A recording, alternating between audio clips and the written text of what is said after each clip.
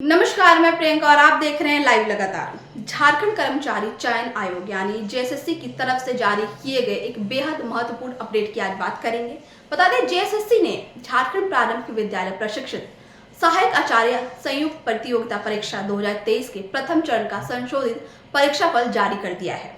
यह संशोधन स्कूली शिक्षा एवं साक्षरता विभाग के निर्देश और सुप्रीम कोर्ट के एक अहम फैसले के आधार पर किया गया है, जिसका सीधा असर हजारों अभ्यर्थियों के चयन पर पड़ सकता है।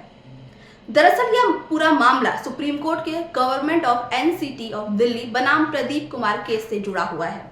इस केस में सुप्रीम कोर्ट ने साफ तौर पर कहा है कि जो अभ्यर्थी आरक्षित श्रेणी जैसे ओबीसी, एससी या एसटी से हैं और जिन्होंने पात्रता परीक्षा जैसे जेटेट, सीटेट में न्यूनतम अंकों या आयु सीमा में किसी भी प्रकार की छूट का लाभ लिया है, उन्हें अनारक्षित यानी जनरल कैटेगरी की सीट पर चयनित नहीं किया जा सकता। कोर्ट का मानना है कि जिन उम्मीदवारों ने योग्यता मानकों में रियायत ली है, उन्हें उन उम्मीदवारों के बराबर नहीं माना जा सकता जिन्होंने बिना किसी छूट के परीक्षा पास की है।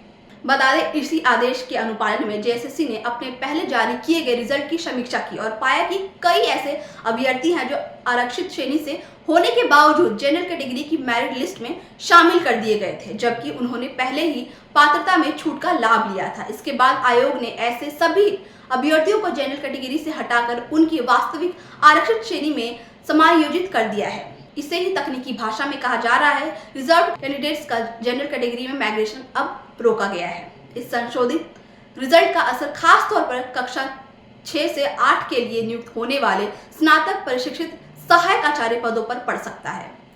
इसमें गणित एवं विज्ञान, सामाजिक विज्ञान और भाषा विषय शामिल है। आयोग की ओर से जिन जिलों के लिए संशोधित और अतिरिक्त परिणाम जारी किए गए हैं, उनमें प्रमुख रूप से चतरा, देवघर, धनबाद, दुमका, गिरिडीह, गोड्डा और गुमला शामिल है। इसके अलावा लातेहार, लोहरदगा, पाकुड़, पलामू, रांची और साहिबगंज जिलों के लिए भी मेरिट लिस्ट सह विकल्प के आधार पर नई सूचियां प्रकाशित की गई हैं। यानी कई जिलों में अब नए नाम और नई कट ऑफ देखने को मिल सकती है।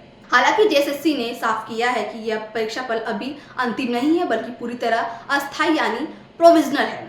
आयोग के अनुसार यह रिजल्ट झारखंड हाई कोर्ट में लंबित विभिन्न याचिकाओं के अंतिम निर्णय के अधीन रहेगा। इसके अलावा कुछ ऐसे अभ्यर्थी भी हैं जिनके दस्तावेज अधूरे हैं या जिनके प्रमाण पत्रों में अस्पष्टता है। उनका परिणाम फिलहाल रोक दिया गया है और उन पर आयोग बाद में निर्णय लेगा। इसका मतलब साफ है कि आने वाले समय में इस रिजल्ट में फिर से बदलाव संभव है। इसलिए सभी अभ्यर्थियों को सलाह दी जाती है कि वे जेएसएससी की आधिकारिक वेबसाइट पर जाकर अपना संशोधित परीक्षाफल जरूर चेक करें, अपनी श्रेणी, विषय और जिला ध्यान से देखें और किसी भी तरह की गलती या बदलाव को गंभीरता से लें। साथ ही अपने सभी जरूरी दस्तावेज तैयार रखें, क्योंकि आगे चलकर डॉक्यूमेंट वेरिफिकेशन और कानूनी फैसलों के आधार पर चयन प्रक्रिया में और भी परिवर्तन हो सकते हैं।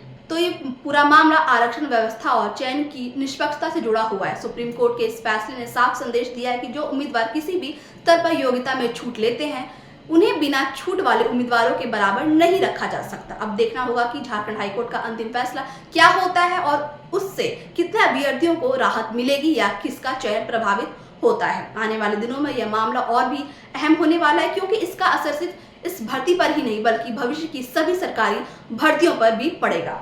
हालांकि आप इस फैसले को कैसे देखते हैं, हमें कमेंट में अपनी राय जरूर बताएं और ऐसी तमाम खबरों के लिए हमारे चैनल लाइव लगातार के साथ लाइव लगातार के वीडियो को लाइक करें, सब्सक्राइब करें और बेल आइकन को दबाना न भूलें।